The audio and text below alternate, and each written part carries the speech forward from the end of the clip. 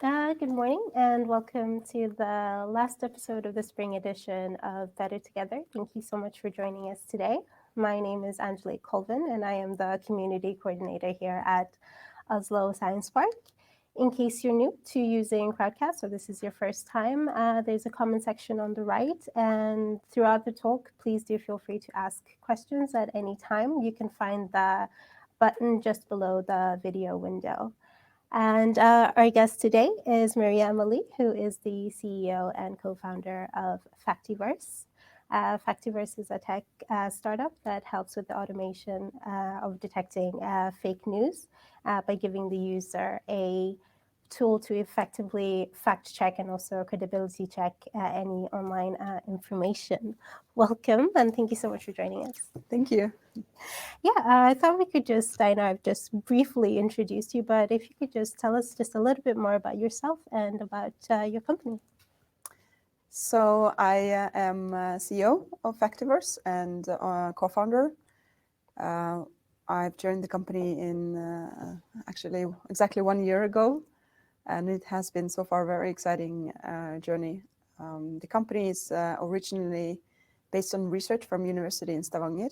My co-founder, Vinay Setty, is also associate professor in machine learning. So he had this amazing research project which caught the attention of Valide, technology transfer office in Stavanger, and they basically said, do you want to commercialize this? This could be a great company. And well, he said yes, and that's where we are today.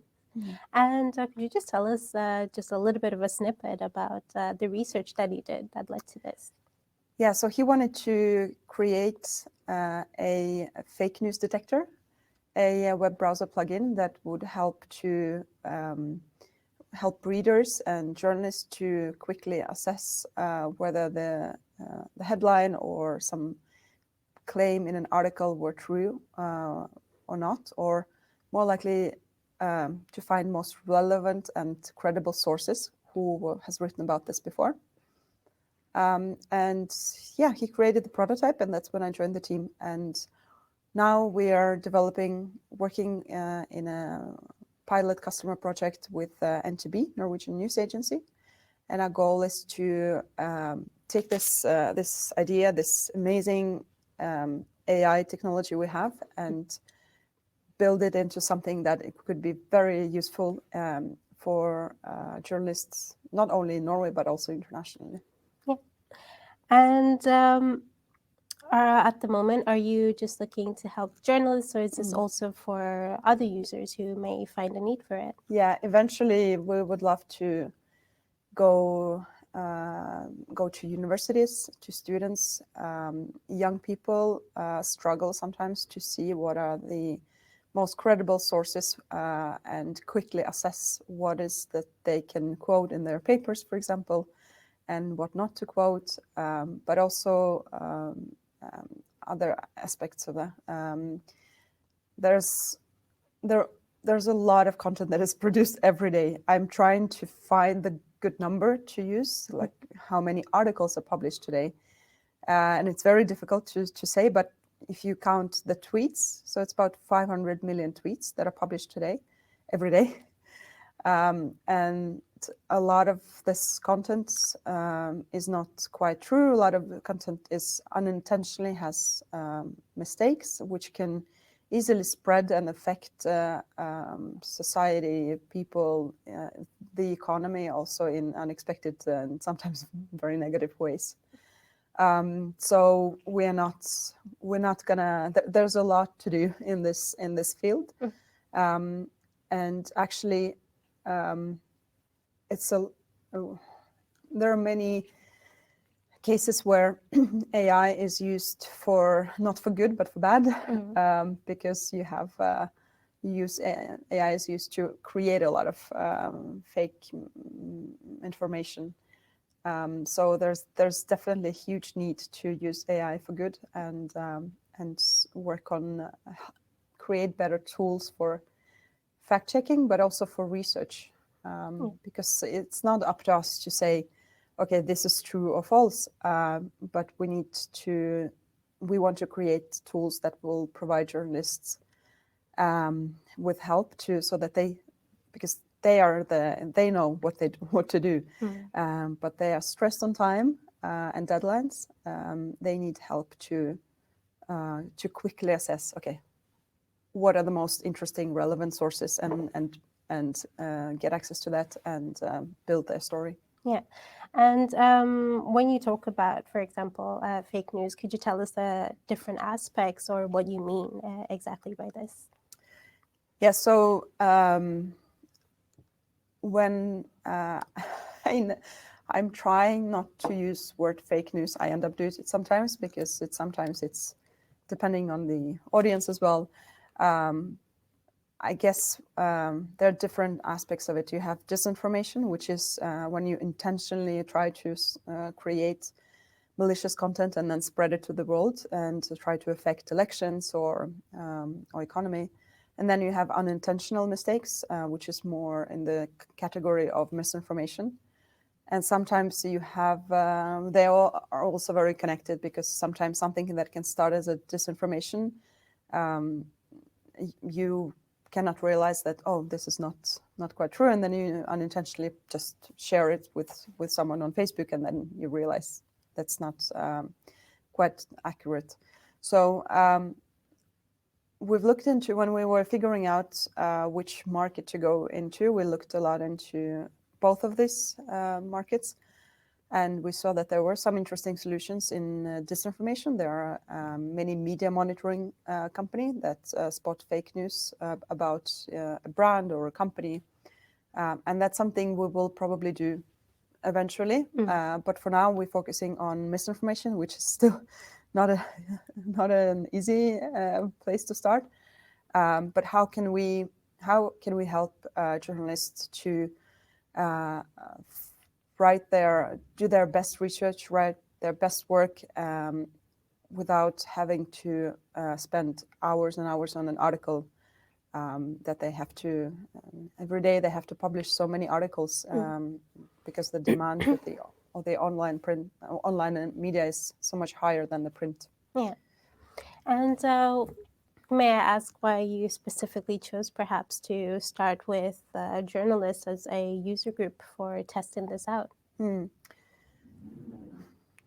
Yeah, it's well, it's I think we're a dream team with my co-founder, and that's what I always was dreaming of, is become part of a startup where there's a strong co-founder who understands the technology, who is great at creating and involving people who are good at this as well, and where I could contribute with some domain knowledge.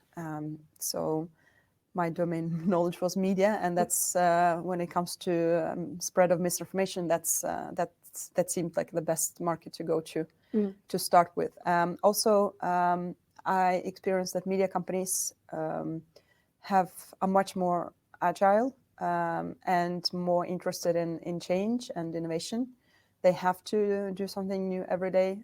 So it took us very short time to get meetings with some of the main media companies in Norway, but also some of the international ones as well. So it's much more fun to. I mean, it's hard enough to do a startup, but it's good to go into the direction where you people are actually interested in solutions in this field. Yeah. I really agree with the things that you're saying, that media companies have to be more agile, but at the same time, they are also kind of suffering a lot through basically having to remodel their business and their business plans in terms of how to get forward, which in turn can end up putting a lot of stress on their employees and the journalists that have to write these different cases and articles. I was just wondering if you had any kind of personal examples from your time. I forgot to say that, yeah. Yeah, that I was a journalist myself. So for 4 years working and writing about technology, of course, and then freelancer for almost 6 years. So I found it both very exhilarating to be a journalist, but also very exhausting. And because you just have so much to do, you have to, some newspapers you have to deliver between 4 or 5 articles a day.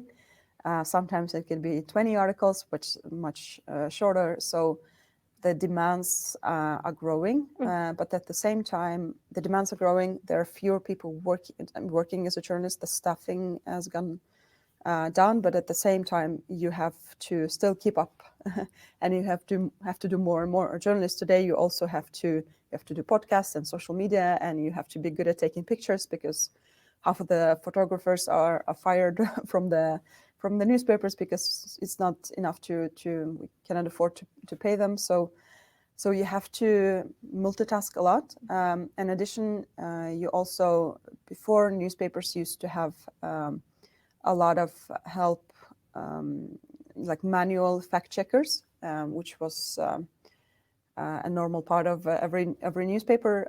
But today there are, in some news agencies, it's just gone from 25 fact checkers to maybe 1 fact checker who is available to all the journalists only in a short period of during the day. So journalists have to do a lot more, but at the same time, there are so few great tools that can help them to do best research, to do fact checking, to write great articles. So there's definitely well, a lot to do in this field. Yeah. And if we could just circle back in the amount of content being created, we were talking about there's a lot of content being created, and some of it is by actual people and some of it is by bots. And I was just wondering, could you just explain a little bit about perhaps like what type of bots, or is it fake accounts? Yeah, it's amazing how creative people get with AI when it comes to creating fake content. There are so many different examples. So Stanford Internet Observatory, they published an article saying that the supply of disinformation is going to be infinite, which is a very scary thought. But their idea was, and they found cases where you have fake bots, fake Twitter accounts that can read a text and summarize and create content themselves. And in some cases, this type of content was being sent to smaller online news outlets and was being published as a freelance content. Because an editor went on Twitter account that looked like a person, looked like a journalist, and then he would say, okay, I can accept this article. And then it turned out it was actually it was a fake article, it was a fake account. Journalists and editors need to be more aware of how AI is used today. Yeah. And actually, we have just, this is really new, but we have just been invited to be part of a AI collab project, which is initiated by the London School of Economics. So together with the Media City Bergen and some of the most prominent journalists in Norway and also internationally, we're going to be working together to figure out how AI can be used for good in the newsrooms. Oh, wow. Yes, Congratulations. Just had a first kickoff meeting yesterday. Yeah, congratulations. That's Thank amazing. And I'm just thinking, your solution at the moment, is it based on an algorithm you said that detects? Yes, so we have created now 2 prototypes. One is a web browser extension, so you can highlight an article you're reading and then you can see, okay, who else has written about it, and you can get a list of most credible sources who in the past have least likely published something that was marked as false news. And we also have, we're also working on another prototype which can help to. So one thing is you actually analyze the text when it's already published, but what if you can analyze your own text before you publish it? And that's where we found out that journalists, again, because of this time pressure, it's very easy to make small mistakes, which can be very annoying. And it can be mistakes as with numbers, statistics, or units or names. And that can take a lot of time if you have to finish so many articles in a day. So we're working on a solution on how to correct some of the mistakes before you actually publish the article. Yeah. That can save, I mean, in a newsroom, every second counts, especially when you're working on a breaking news part. So if you have an article that you also kind of compete against other newspapers, you have to be first.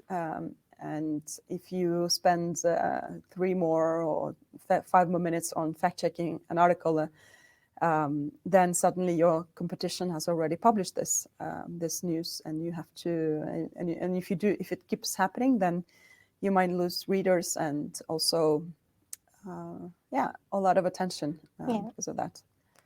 And will this be used in, I don't know, for example, it's a plugin just specifically on when you're using a web browser? Is it also, or is it also on certain programs that you can perhaps install it on your computer when you're writing an article? How exactly will it be implemented? So plugin in the web browser is one thing, and then a desktop version is going to be another version we're working on.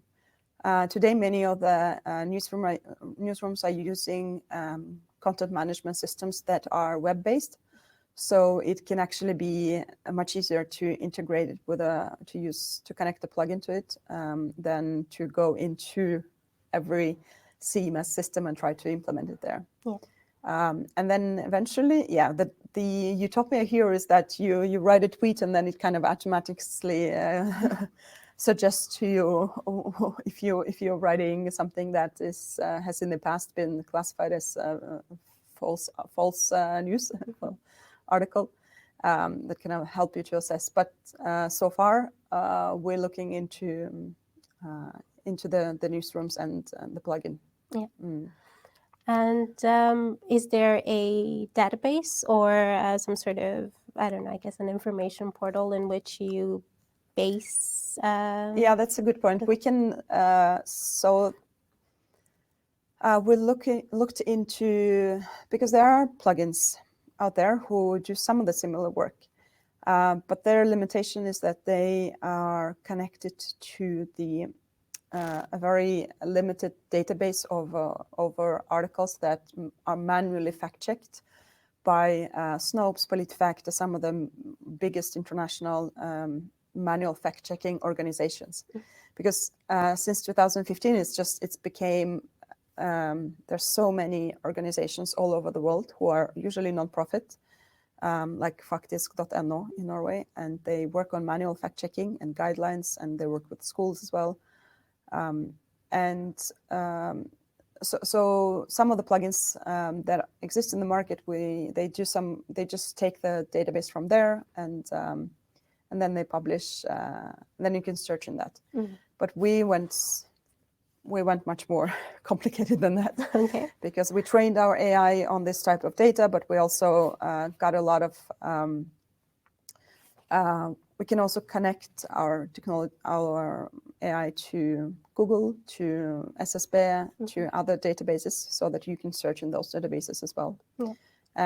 And we have now actually patented this. So we have a patent, which is it took a while, but it makes us more ready to go to international clients. Yeah. And is this a future plan that you guys are hoping to do eventually? Like, what markets are you perhaps interested in after Norway? Yeah. So internationally, around 56% of news consumers, online news consumers, struggle to see what is true or not online. And this survey is done with 80,000 respondents from 40 different markets. And one of the places where they struggle a lot is UK and US. So that's definitely two very relevant markets for us. And we might be, I think also Germany would be very interesting. We have both several people on our team, including Vinay, has speak German, and also Vinay took his studies in Germany. So UK, Germany, US, and probably others English-speaking countries. Yeah. Yeah. And you said that you've had a pilot test to this.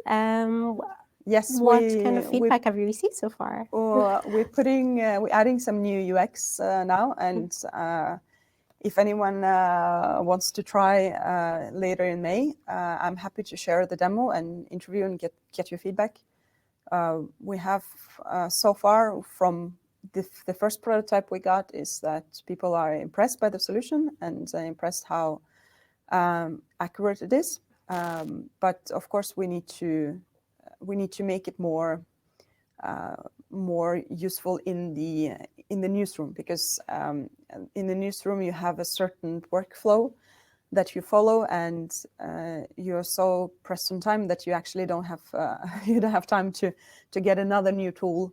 It has to be incorporated within your workflow and maybe help you to reduce the number of actions you have to do when you finishing an article. So that's what we're also learning about. One thing is just, you have this great idea and you are outside of the media industry, and then you go into that, and then you kind of understand, no matter how sophisticated our solution is, if it's not aligned with how they work, nobody's going to use it. Yeah.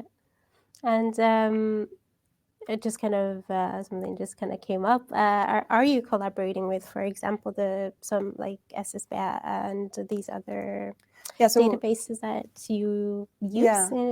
So SSB is actually, they have an API, so we can which is very accessible, and we can add it to our prototype. And the reason, and we also have Google, and also we got access to the NTB archive. They have a huge archive of their articles, which is also could be very interesting to see how we can. But that could be more like an internal solution for their customers and for their for NTB themselves. Yeah. But of course, in Norway, you have lots of different databases. You have Retriever, which is all the print and media articles and TV from 1949, I think. So there's a lot of the data there, and also internationally, you have in Europe it's Eurostat, and many of them. Nice. And how do you plan on, for example, having onboarding processes for new users who are going to be using your tool? Yeah, that's also a good question. I think we have created UX, so we're implementing it now, and that will give us a lot of insight into how users are going to be using that. But I think it should be easy to get access to, at least in the beginning, and then we'll see if people love it, if they use it all the time. That's something we can learn so much from the user feedback. I'm very focused on following up users and understanding how they're actually using the product. Yeah. And how does the user feedback essentially kind of help back into the process of bettering your tool, if I may ask? So that's a funny thing, because and that's something probably you can many companies here can relate to, because many are research based. When you first have research and kind of a prototype, that's what we had. We had first research and prototype, and Vinay did call some of the journalists when he was researching, but then he mostly created a solution himself with his students. and when we took this prototype and went to the journalist, we got one type of feedback. But now when I'm going to the journalist now, I'm kind of going back to the ground zero, and I don't show them the prototype. I just ask what are the most annoying things in their everyday life with when they go to work, and then they try to write as many articles as possible and as good articles as possible. And that gives very different kind of answers. So I think it's important to ask when you interact with users, especially for the first time, is to ask more. It's not try to offer, oh, we've done this. What do you think about that? But rather, okay, how can we help you? And I think that's when you can create the best products and the most valuable products is when you care about the value you can create for your customer, and not so much, okay, do they like what I have created? Yeah. Nice. And just for the last thing, again, you said that your demo can be available. Should people email, or how should people contact you if they would like? So we have a newsletter on our website. We're going to update the website, by the way, as well. But the demo, you can just sign up for the newsletter, and then as soon as we have the demo, I'm going to send it out, the link to people for testing. And I want the direct and constructive critique, which is how you grow as a company, I think. Yeah, super. Well, that's it for our time today. Thank you so much for joining us, everyone, and we'll catch you in the summer. Well, after the summer. Bye. Thank you.